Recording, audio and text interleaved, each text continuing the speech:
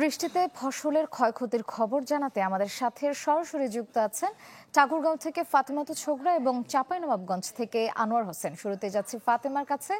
ফাতেমা, আপনি আমাদের জানাবেন যে সেখানে ফসলের কি অবস্থা এখন?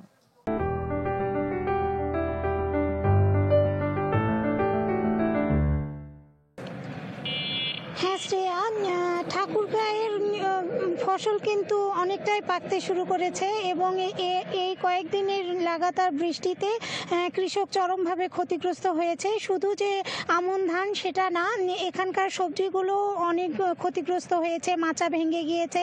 আমি যদি দর্শকদের একটু দেখাই যে এই ধানগুলো কিন্তু এখন পাকতে শুরু করেছে এবং বাতাসের কারণে এটা কিন্তু নুয়ে পড়েছে।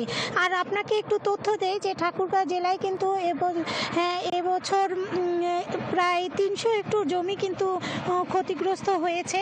আপনারা যেমনটি দেখছেন যে একেবারে পাকা ধান কিন্তু মাটিতে শুয়ে গেছে এবং পানি জমে গিয়েছে।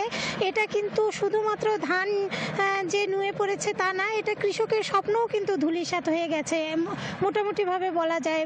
তারা হয়তো খরচটাও তুলতে পারবে না, এমনটাই বলছে ঠাকুরগাঁয়ে কৃষকরা।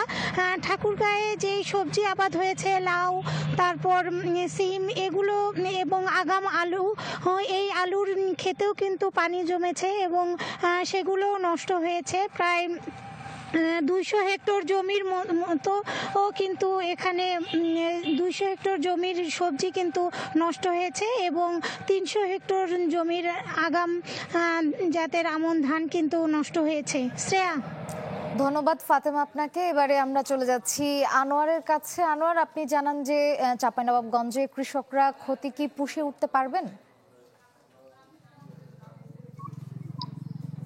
হ্যাঁ শ্রেয়া, এই মুহূর্তে আমি দাঁড়িয়ে আছি চাঁপাইনবাবগঞ্জ জেলা সদরের শিয়ালা কলোনি রুহুলবাদ এলাকায়। আমার পেছনে আপনি দেখতেই পাচ্ছেন মাঠ জুড়ে শুধু পানি আর নীরবতা।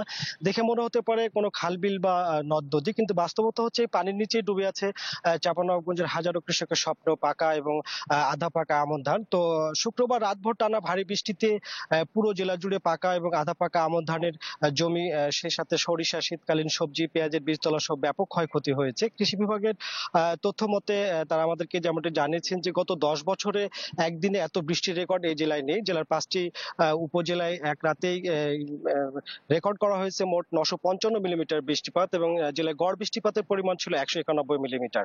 তো আপনি যেমনটি বলছিলেন, আসলে কৃষকদের সাথে আমরা কথা বলেছি, তারা আমাদেরকে জানিয়েছেন যে আর 1 থেকে 2 সপ্তাহের মধ্যে এসব ধান কাটা শুরু হওয়ার কথা ছিল, কিন্তু শেষ মুহূর্তের এই বৃষ্টিতে সব যেন পানির স্রোতে ভেসে গেছে। তাদের আশঙ্কা যে আগে যেখানে বিঘা প্রতি 20 মণ ধান পড়া আশা ছিল, সেখানে এখন কিছুই না পড়া আশঙ্কা করছেন তারা। এছাড়া আজকে সকাল থেকে জেলার চরাঞ্চল সহ বিভিন্ন এলাকা আমি ঘুরে দেখেছি যে যেসব জমির ফসল পানির নিচে তলিয়ে ছিল, সেসব জমির ফসল এখনো জেগে ওঠেনি। এদিকে ক্ষতিগ্রস্ত অনেক মাঠে এখনো কৃষি কর্মকর্তারা পৌঁছাননি, নেননি কোনো খোঁজ খবর, ফলে কোনো পরামর্শ পাননি কৃষকরা এখন পর্যন্ত, এমন অভিযোগ তুলেছেন তারা। তো চাঁপাইনবাবগঞ্জ কৃষি সম্প্রসারণ অধিদপ্তরের উপপরিচালক মোহাম্মদ ইয়াসিন আলী জানিয়েছেন যে এই বৃষ্টিতে জেলার প্রায় 4500 হেক্টর জমির ফসল প্রাথমিকভাবে ক্ষতিগ্রস্ত হয়েছে বলে তারা ধারণা করছেন। এর মধ্যে সবচেয়ে বেশি ক্ষতিগ্রস্ত হয়েছে আমন ধান এবং শীতকালীন শাকসবজি। তবে তারা বলছেন যে এখন মাঠ পর্যায়ে ক্ষতির পরিমাণ নির্ণয়ে তারা কাজ করছেন। কৃষি বিভাগ জানিয়েছে যে পানি নেমে যাওয়ার পর প্রকৃত ক্ষয়ক্ষতির পরিমাণ নিশ্চিত করা হলে এবং চূড়ান্ত ক্ষতিগ্রস্ত কৃষকদের তালিকা তৈরি শেষে পুনর্বাসনে সরকারের কাছে প্রতিবেদন পাঠানো হবে। তো সেটাই ছিল আমার কাছে চাঁপাইনবাবগঞ্জ থেকে। ধন্যবাদ আনোয়ার। দর্শক, ঠাকুরগাঁও এবং চাঁপাইনবাবগঞ্জ থেকে বৃষ্টিতে ফসলের ক্ষতির খবর জানাচ্ছিলেন সহকর্মীরা।